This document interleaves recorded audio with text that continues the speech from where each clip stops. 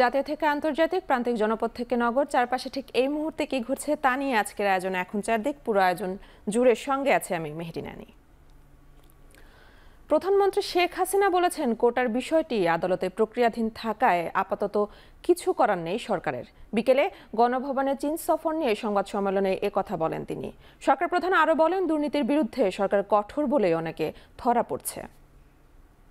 তো প্রশ্নপত্র যারা ফাঁস করে আর যারা সেই প্রশ্নপত্র ক্রয় করে, দুজনই অপরাধী, এতে কোনো সন্দেহ নাই। যদি ওরা বলতে পারে যে অমুকের কাছে বিক্রি করতাম, তখন প্রমাণ করতে পারলে সেটা দেখা যাবে। তা আমিও সেটা বিশ্বাস করি যে এর বেনিফিশিয়ারি যারা, তাদেরকেও ধরা উচিত, তাহলে আর ভবিষ্যতে কেউ করবে না। রায়ের বিরুদ্ধে এখন এই মুহূর্তে আমার তো দাঁড়ানোর কোনো অধিকার নাই। এটা তো আমার সংবিধানও বলে না, আমার পার্লামেন্টও বলে না, কার্যপ্রণালী বিধিও বলে না, কিছুই না। যতক্ষণ পর্যন্ত আদালত থেকে সমাধান না আসবে, ততক্ষণ আমাদের এখানে কোনো কিছু করার থাকে না। এটা বাস্তবতা, এই বাস্তবতা তাদের মানতে হবে। আর যদি না মানে কিছু করার নাই, আর রাজপথে আন্দোলন করতেই থাকবে, তবে কোনো ধ্বংসাত্মক কাজ করতে পারবে না। এদিকে 2021-22 অর্থ বছরের জন্য জাতীয় রপ্তানি ট্রফি বিতরণ অনুষ্ঠানে প্রধানমন্ত্রী শেখ হাসিনা বলেন, উন্নয়নশীল দেশের অগ্রযাত্রা ধরে রাখতে হলে নতুন রপ্তানি বাজার খুঁজে বের করতে হবে, জোর দিতে হবে পণ্য বহুমুখীকরণে।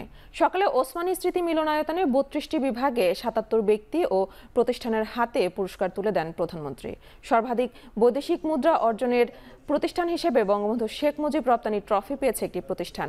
জাতীয় রপ্তানি ট্রফি নীতিমালা অনুযায়ী প্রাথমিক ও চূড়ান্ত বাছাই কমিটির মাধ্যমে রপ্তানিকারকদের মধ্য থেকে 2021-22 অর্থ বছরের জন্য বিজয়ী প্রতিষ্ঠান নির্বাচন করে। প্রতিটি খাতের জন্য কৃতি রপ্তানিকারক প্রতিষ্ঠানকে স্বর্ণ, রৌপ্য ও ব্রোঞ্জ ট্রফি দেওয়া হয়েছে।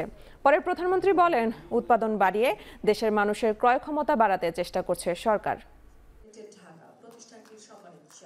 দারিদ্রের হার যেটা 25.6 ছিল, আমরা 25.1 ছিল, সেটা আমরা মাত্র 5.6 ভাগে নামিয়ে এনেছি। ইনশাল্লাহ অতি দরিদ্র বলে বাংলাদেশে কেউ থাকবে না। আমাদের অর্থনীতি এখন বিশ্বে 33তম অর্থনীতিতে উন্নীত হয়েছে। ইনশাল্লাহ এটা আমরা সামনের দিকে আরো বড় অর্জন করতে পারবো বলে আমার বিশ্বাস। আমাদের দেশের অর্থনীতি এখন যথেষ্ট শক্তিশালী আমরা করতে পেরেছি। কাজে এই যে মাত্র 15 বছরের মধ্যে আমরা এই উন্নতিটা করতে পারলাম, এটা পরিকল্পিতভাবে কাজ করেছি বলেই সম্ভব। 2026 সাল থেকে আমরা যাত্রা শুরু করব উন্নয়নশীল দেশ হিসেবে। 100টা অর্থনৈতিক অঞ্চল, সেখানে কিন্তু যদি মেয়েরা চায় আলাদাভাবে, সেখানে প্লট নিয়ে নিজের ব্যবসা বাণিজ্য করতে পারবে। কারণ আমি চাই সমান্তরালে আমাদের মেয়েরাও এগিয়ে আসুক।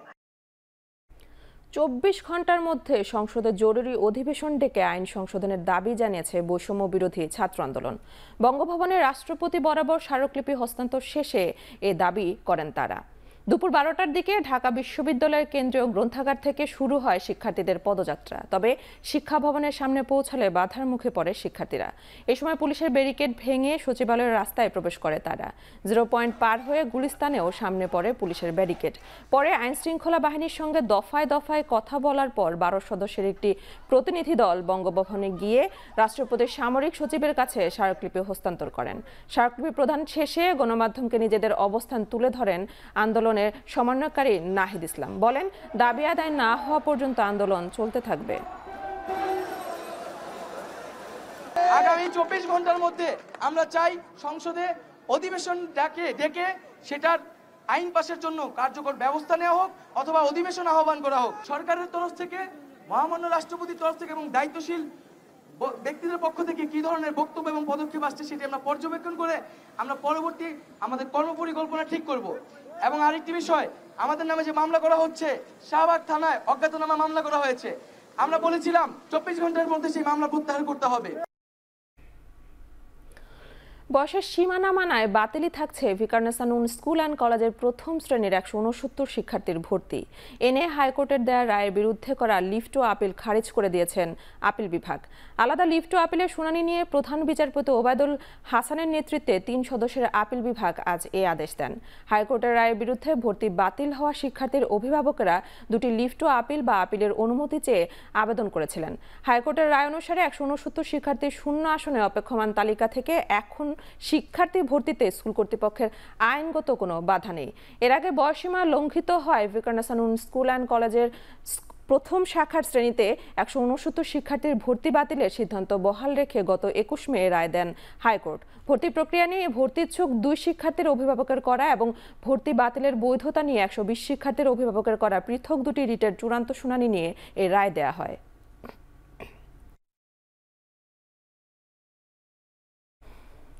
অল্পের জন্য বাঁচলেন সাবেক মার্কিন প্রেসিডেন্ট ডোনাল্ড ট্রাম্প। পেনসিলভেনিয়ার নির্বাচনী প্রচারে তাকে হত্যা চেষ্টা হলেও ভাগ্যজোরে শুধু কান ছুঁয়ে বেরিয়ে যায় গুলি। ইতিমধ্যে প্রাথমিক চিকিৎসা নিয়ে নিউ জার্সিতে নিজ বাড়িতে ফিরেছেন সাবেক মার্কিন প্রেসিডেন্ট। পেনসিলভেনিয়ার বাটলারে নির্বাচনী সভায় বক্তব্য দিচ্ছিলেন ট্রাম্প। প্রত্যক্ষদর্শীর বরাতে বিবিসি জানিয়েছে, পার্শ্ববর্তী একটি ভবনের ছাদ থেকে গুলি চালায় হামলাকারী। গুলির শব্দ হওয়ার সঙ্গে সঙ্গে ট্রাম্প মঞ্চে বসে পড়েন। এ সময় সিক্রেট সার্ভিস এজেন্টরা মঞ্চে ঝাঁপিয়ে পড়ে মানব ঢাল বানিয়ে তাকে ঘিরে রাখে। এ সময় ট্রাম্পের কান ও মুখমণ্ডল দিয়ে রক্ত ঝরতে দেখা যায়। আর নিরাপত্তা বাহিনীর পাল্টা গুলিতে মারা যান হামলাকারী 20 বছর বয়সী থমাস ম্যাথিউ ক্রুকস। এ সময় ট্রাম্পের এক সমর্থক গুলিতে প্রাণ হারান। গুরুতর আহত আরও 2 জন হাসপাতালে ভর্তি আছেন। ট্রাম্পের প্রচার শিবির জানিয়েছে সুস্থ আছেন সাবেক প্রেসিডেন্ট। এদিকে প্রেসিডেন্ট জো বাইডেন হামলার ঘটনার নিন্দা জানিয়ে সবাইকে শান্ত থাকার আহ্বান জানিয়েছেন। সাবেক মার্কিন প্রেসিডেন্ট ডোনাল্ড ট্রাম্পকে লক্ষ্য করে গুলি চালানো তরুণকে শনাক্ত করেছে গোয়েন্দারা। সন্দেহভাজন হামলাকারীকে ঘটনাস্থলে গুলি করে হত্যা করেছে নিরাপত্তা বাহিনীর সদস্যরা। হত্যা চেষ্টা হিসেবে ঘটনার তদন্ত শুরু করেছে মার্কিন গোয়েন্দা সংস্থা FBI। আততায়ীর বয়স 20-এর ঘরে বলে জানানো হলেও এখনও প্রকাশ করা হয়নি তার পরিচয়। আইনশৃঙ্খলা রক্ষাকারী বাহিনীর বরাত দিয়ে CNBC জানিয়েছে, নির্বাচনী সমাবেশের ভেন্যুতে উঁচু স্থান থেকে নজরদারিরত সিক্রেট সার্ভিসের সদস্যরা হামলাকারীকে লক্ষ্য করে গুলি চালায়।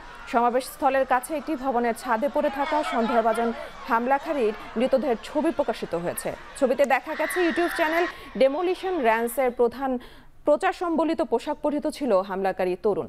আগ্নেয়াস্ত্রের সমর্থনে প্রচারণা চালিয়ে থাকে চ্যানেলটির সাবস্ক্রাইবারের সংখ্যা 1 কোটির বেশি। চলতি বছর যুক্তরাষ্ট্রে আগ্নেয়াস্ত্র সহিংসতায় প্রাণ গেছে 9,000-এর বেশি মানুষের, আহত 17,000।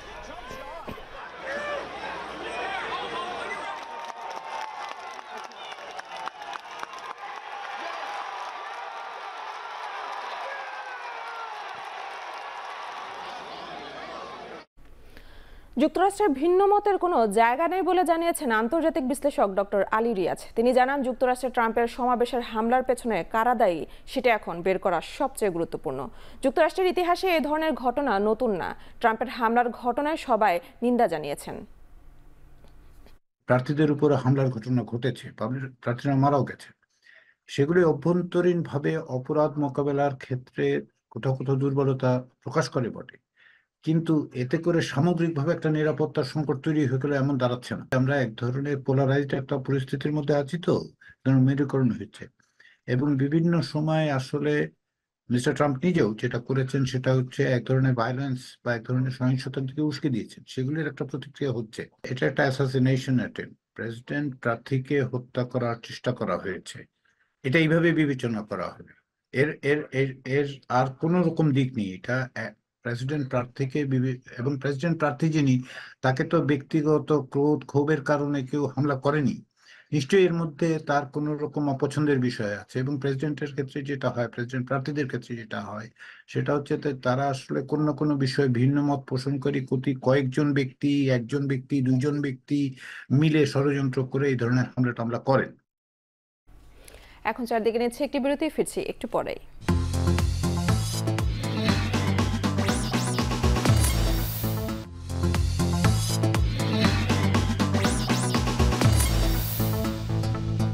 বিরতির পর ফিরলাম, আপনারা দেখছেন এখন চারদিক।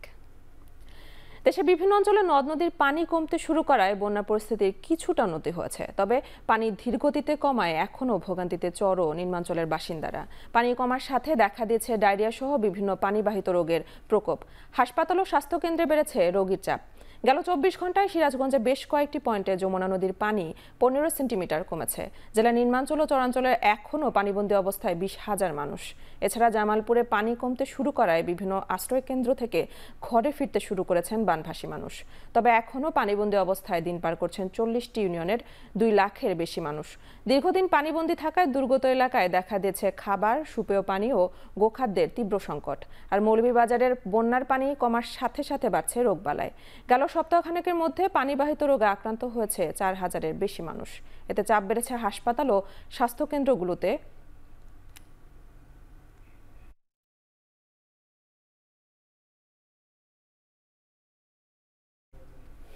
কুড়িগ্রামে বন্যার্তদের মাঝে ত্রাণ বিতরণ করেছে র্যাব। সদর উপজেলার যাত্রাপুর ইউনিয়নের চর যাত্রাপুরে এই ত্রাণ সামগ্রী বিতরণ করা হয়। সকালে গাইবান্ধা এবং কুড়িগ্রামের বন্যা দুর্গত 1000-এরও বেশি মানুষকে এসব ত্রাণ বিতরণ করা হয়। এতে রয়েছে চাল, তেল, বিশুদ্ধ খাবার পানি, চিড়া, মুড়ি, বিস্কুট সহ বিভিন্ন শুকনো খাবার ও পানি বিশুদ্ধকরণ ট্যাবলেট। এ সময় র্যাবের মহাপরিচালক বলেন, আইন শৃঙ্খলা রক্ষার পাশাপাশি দুর্গতদের পাশে দাঁড়ানো র্যাবের নৈতিক দায়িত্ব। একই সঙ্গে মাদক ও সন্ত্রাসবাদের বিরুদ্ধে র্যাব সোচ্চার রয়েছে বলে জানান র্যাব ডিজি।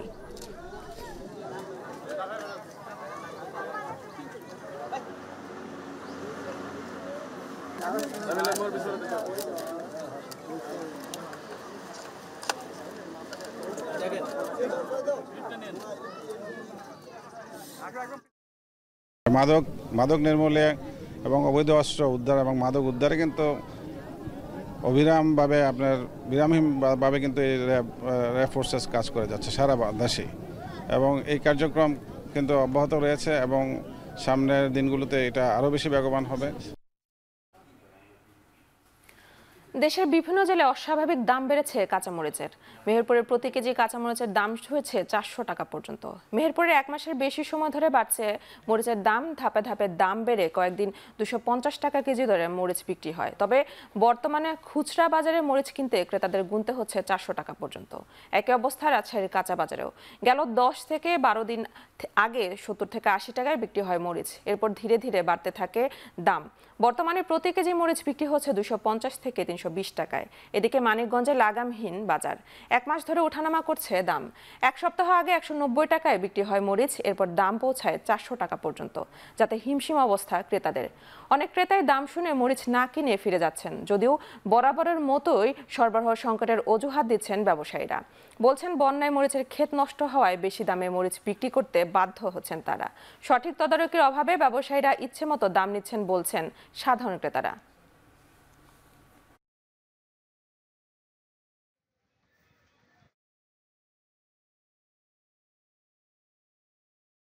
কাঁচামরিচের দাম এত বৃদ্ধি পাওয়ার কারণ হচ্ছে আমাদের স্থানীয় যে কাঁচামরিচটা এখনো বাজারজাতকরণ হয়নি, আমাদের বাইরে থেকে নিয়ে আসতে হচ্ছে। এই কারণে আমাদের বেশি দামে কিনতে হচ্ছে, বেচতেও হচ্ছে। বাজারের যে অবস্থা, এখানে কারোরই কেনার মতো সামর্থ্য অ্যাকচুয়ালি হওয়া সম্ভব হয়ে ওঠে না। রংপুর, দিনাজপুর, ঠাকুরগাঁও যে সমস্ত দেশি মরিচ ছিল, এগুলা মনে করেন বৃষ্টির জন্য বা বিভিন্ন জায়গায় বর্ষার কারণে এই মরিচগুলা মনে করেন এখন কমে গেছে। বিভিন্ন খরাতাপে এবং বৃষ্টির কারণে সমস্ত গাছ মরে গেছে। মরে যাওয়ার কারণে এখন পুরো ডিপেন্ড করতে হচ্ছে আপনার হলো এলসির উপরে। সারা দেশে পালিত হচ্ছে মাদকদ্রব্যের অপব্যবহার ও অবৈধ পাচার বিরোধী আন্তর্জাতিক দিবস। এ উপলক্ষে জেলাগুলোতে র্যালি ও আলোচনা সভার আয়োজন করা হয়। রোববার সকালে দিনটি উপলক্ষে নোয়াখালী জেলা প্রশাসক কার্যালয়ের সামনে থেকে র্যালি বের করে মাদকদ্রব্য নিয়ন্ত্রণ অধিদপ্তর। র্যালি শেষে অনুষ্ঠিত হয় আলোচনা সভা। এ সময় মাদকের বিভিন্ন ক্ষতিকর দিক তুলে ধরে মাদকের অপব্যবহার বন্ধের জোর দাবি জানান বক্তারা। পাশাপাশি আইন শৃঙ্খলা বাহিনীর নজরদারি আরও বাড়ানোর জন্য প্রশাসনকে অনুরোধ করেন তারা। এদিকে একইভাবে যশোরেও নানা আয়োজনের মধ্য দিয়ে পালিত হয়েছে আন্তর্জাতিক এই দিবসটি।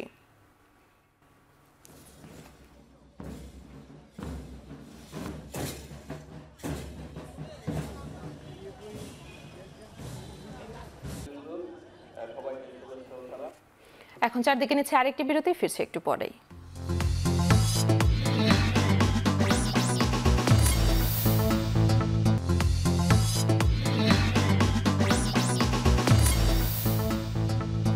বিরতির পর ফিরে এলাম। আপনারা দেখছেন এখন চারদিক। পাল্টাপাল্টি হামলার দাবি করছে রাশিয়া ও ইউক্রেন। রুশ প্রতিরক্ষা মন্ত্রণালয় জানায় ইউক্রেনের অস্ত্র ও গোলাবারুদের ডিপোতে হামলা চালিয়েছে তারা। অন্যদিকে রাশিয়ার সামরিক ঘাঁটিতে হামলার দাবি করছে ইউক্রেন। ইউক্রেনের বেশ কয়েকটি ক্ষেপণাস্ত্র, রকেট ও ড্রোন হামলা প্রতিহত করেছে রুশ বিমান বাহিনী। পাল্টা আক্রমণ হিসেবে ইউক্রেনের ইলেকট্রনিক ওয়ারফেয়ার স্টেশন, গোলাবারুদ ডিপো ও রাডার লক্ষ্য করে হামলা করে রাশিয়া। একই দিনে ইউক্রেনের সশস্ত্র বাহিনীর জেনারেল স্টাফ জানিয়েছেন রুশ বাহিনীর সব আক্রমণ তারা প্রতিহত করে এবং রাশিয়ার সামরিক ঘাঁটিতে হামলা চালিয়ে ব্যাপক ক্ষয়ক্ষতি করেছে। এদিকে ক্রেমলিন মুখপাত্র বলছেন ইউরোপে মোতায়েন করা মার্কিন ক্ষেপণাস্ত্র মোকাবেলায় রাশিয়ার যথেষ্ট সক্ষমতা আছে।